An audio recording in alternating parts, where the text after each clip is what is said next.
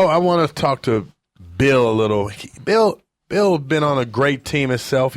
Air Force alumni, correct? Yeah. You played What year there. did you play down there? I was there 87 and 91. Okay. So Let's get that story, too, because I think kids need to understand the bio behind this man here, that it's just not a fan that didn't participate in sports and didn't get a chance to play up. He paid the price. And then also, Yeah. that's Air Force. You know? Right? And then he can also. Are you? Yeah. Oh, yeah, absolutely. Yeah. You are. You only play baseball. Oh, yeah. Just go ahead and minimize it.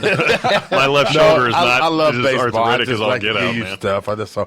Now, for yourself, we're talking about this Northwestern unionizer, and for kids and as an athlete and self. Now, for yourself, you played at a great university, the Air Force, the academy. The academy that is the epitome just, of the highest of the high. I think. Absolutely, student athlete. Really. And then but then you had a rigorous schedule on top of being a student athlete. We did, and I came in and I was listening to the story you guys were talking about before you brought me on, and I have to say I'm not a big fan of the unionizing concept, but I do believe that amateur athletics at the college level has sort of gotten a little bit gray. Right. These schools are making millions and millions and millions of dollars off of these kids. Central Missouri won the Division II national title last week in basketball. Those kids are not. Most of those kids, I shouldn't speak for all of them. They're not going to go to the NBA. They may play overseas. They may draw a paycheck. Right. It's so hard. Where's the delineation? Where's the demarcation point? Where do you draw that line? I don't have any clue. It's a tough line to draw. And I remember when I played and we'd go. I was fortunate enough to play in the Liberty Bowl back in 1989. No kidding. And we get you get a stipend and you get a watch and you get a pair of sweats, and that's pretty cool. And I think all that stuff is great, but the NCAA prohibits us from working, right? So and obviously those are good reasons for doing that. You don't want boosters and watching the AstroTurf, mowing the AstroTurf. Get you don't paid want $500 a week for that. But at the same rate, if job. I can't work, if I can't work because there's a conflict of interest or a potential conflict of interest there.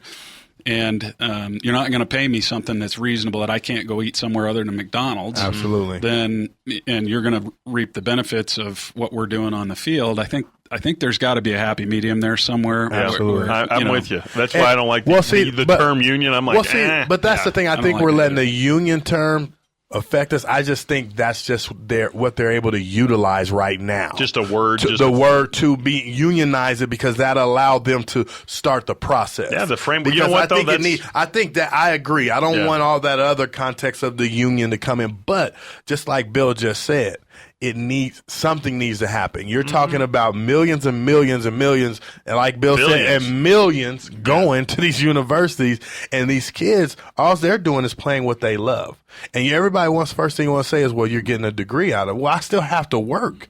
I still have to work harder than most students here. Especially, let's talk. Someone from the Air Force. You still have to do everything else that's required out of you at Air Force, correct? I don't think you're a student first. See, so then you still have to go participate. Doing all the same stuff that everybody else is doing. The advantage of that is you get a little break, 2 or 3 hours a day to go down and practice and get away from all the rest of it. But you don't get a free pass. And absolutely.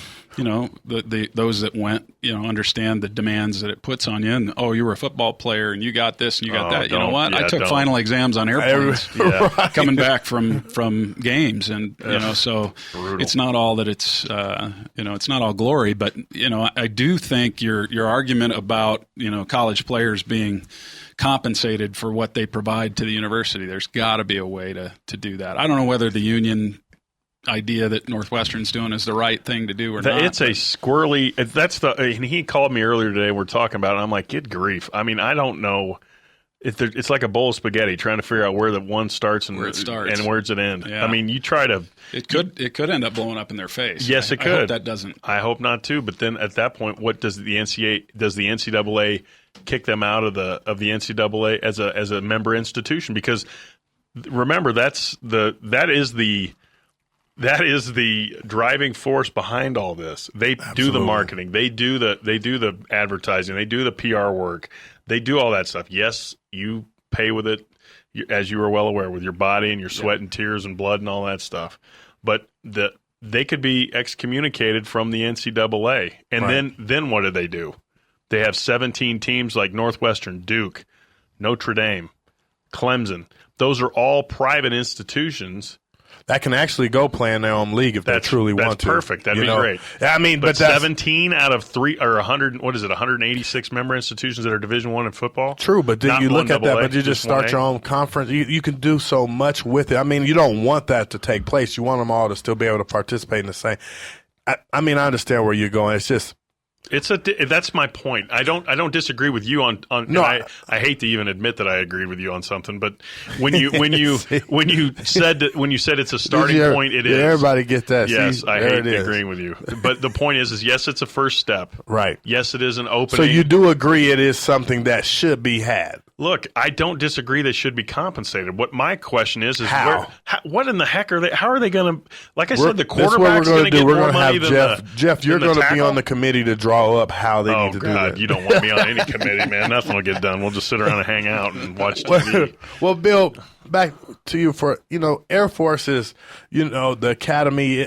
It's more than just a college. You're. That's what they told me. That's what they told you. That's how they sold it to you. Right. I said someday this is an experience. Well, see, for you, everybody, you guys, once you're done, you actually have to continue on into the Air Force. That's right. Unlike others, say if you had a chance to go to the league, to play professional football, you would have to try and get contracts some way to get out of that. I know with a lot like David Robinson or Chad Henning. There's Chad all types of. Did you play with him when he played with Dallas? His plight, and there were a few others, but it's pretty rare. Cool. It's pretty rare. What was the kid's name from the Air Force that played for the Broncos for a couple of years? The linebacker. Steve Russ. Yeah, right. Was a couple of years behind me. Yeah. And, okay. Tell us what that's like, though. For that, I mean, I wish I was good enough to have had that choice, but I think that you look at the Academy's mission and to have an Air Force Academy graduate playing in the NFL like Chad did for 10 years with the Cowboys and won 3 Super Bowls, and those big name players that kind of draw attention. That the Air Force, the Academy specifically benefits more by having them out. So it's sort of a cost-benefit analysis for them. Do we let him out of his commitment so that he can go and promote? And they technically don't get out of their commitment. They just use it to do something else. They do their time in the reserves, and so Oh, okay. Well, that's what I was reading something on that too. They said in their off season they still come back and do different things in the reserve, and that's good. I mean, that's fair. They're not looking to those guys. Chad's a solid guy. They're not looking to get out anything. No. They're not. They're just they had a dream, and if you had an opportunity, why not still let them have that? Because eventually that sport is going to stop at some day anyway. Right. And from a PR standpoint, it looks way better letting him do it. And also 9 times out of 10, he's going to more than likely return to the Air Force anyway because he's continuing working on on his off season. Mm-hmm. So he goes and plays pro ball. He's going to return back to that, just like if you go to school to be a lawyer or something. Eventually, you transition back into your real life job. I like that. That's what I like. You mean to call football's not real life? It's a real life job, but it's only for a moment. Where else can you retire at the ripe old age of 35? Right, you're an old man. So. You're old. Yes, you and are. And your body knows it though too. For yourself, I'm sure you're living proof of it. It takes its toll. Yeah. Definitely. Now, are you still active? I'm not. No, okay. I spent 8 years on active duty, and then I got out and entered the corporate ranks, and I've stayed active. One of my teammates and good friends, Troy Calhoun, is the head coach down there now, and so he's done an awesome job. You said that's so easy. One of my teammates, good friends, Troy Calhoun. Do you know him? Troy's done a fantastic job, though, of bringing the alumni back. So Dakari and I actually talked about this. That's great.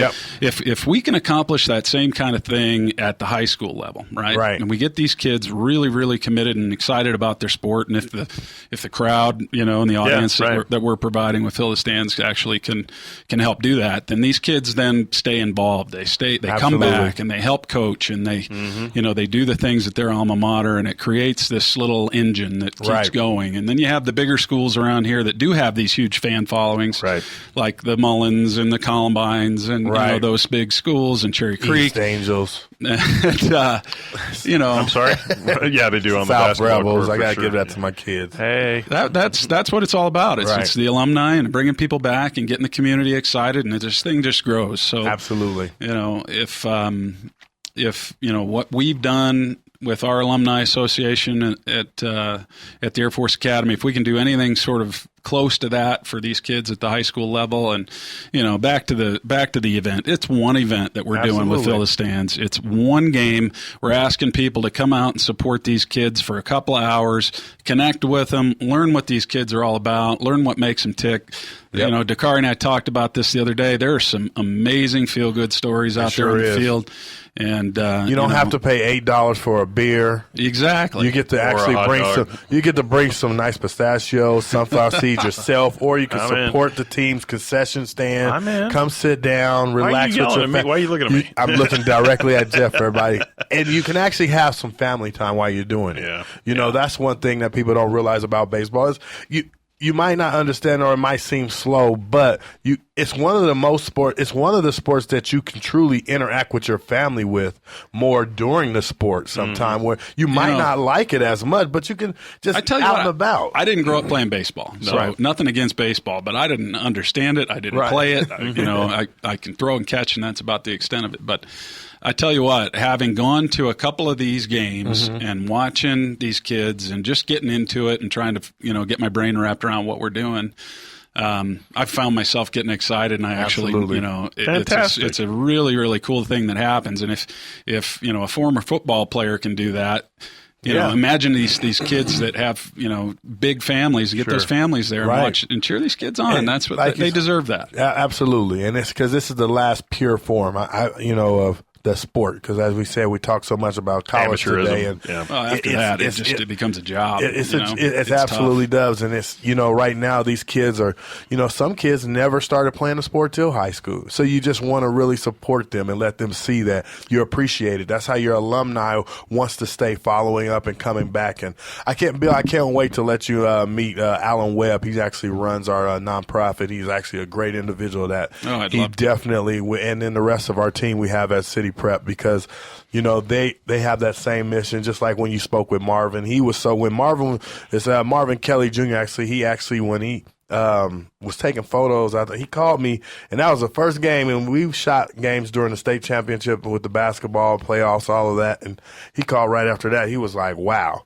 He said the response out there that was unbelievable. He said the parents and the coaches, and then he talked about meeting you, and excuse me, it really energized him. I think when we're on this mission and you take those little moments like that give you that, it recharges you to remind you of what we're doing is for. Yes, it's a job and a business, but you see the difference it truly makes. And when he's seen that and then meeting you to see we had someone out there that was doing something like we are, but we can network with and partner and help grow everything together. It was good to see that. It was really a cool conversation. I could see his eyes light up. I had another conversation yesterday, blew me away. It actually choked me up. I was telling somebody about what we were doing. She whipped out her checkbook and wrote me a $100 check and said, "Here." Wow. Are you serious? That's fantastic. I said, I don't even know what we're going to do with that just yet, but thank you. I would say lottery tickets, perhaps, and McDonald's is always open. For Fill the Stands. Oh, sorry. Our hope is that we have more people doing that. It's not about the money. It really isn't. This event is more about getting people in the stands, cheering these kids on, and paying some attention to them. And if we can raise some money for the school in the process, that's awesome. But now, are you guys reaching out to any of the club Little League teams around town just to invite them over in those areas? I know that typically help. Not yet. Coaches would love to see that. So this is as grassroots as it gets. Hey, this thing got started literally about a month ago as an idea, and here we are. We've got an event, and some of these things I'm kind of going, oh God, how are we going to pull that off? Now we got to do it. Now we got to actually do it. But the best advocates for this are the kids. Yeah, absolutely. The kids are out telling their friends. Absolutely. And next thing you know, there's 2,000 people that have seen what we're doing, and our hope is, if we can get this one event and really pack that place and fill the stands for these kids, that we'll have other coaches from other schools and other school districts coming to us and saying, hey, I heard what you guys did for Denver West and their baseball team. Can you come do that for our girls volleyball team or whatever? Absolutely, that's wonderful. Yep. Yeah, that would be the long-term goal. But right now it's May 6th in Denver West and Weld Central, and All City Field. And where else can they find information for you at on this? You go to facebook.com/fill the stands. There it is, people. And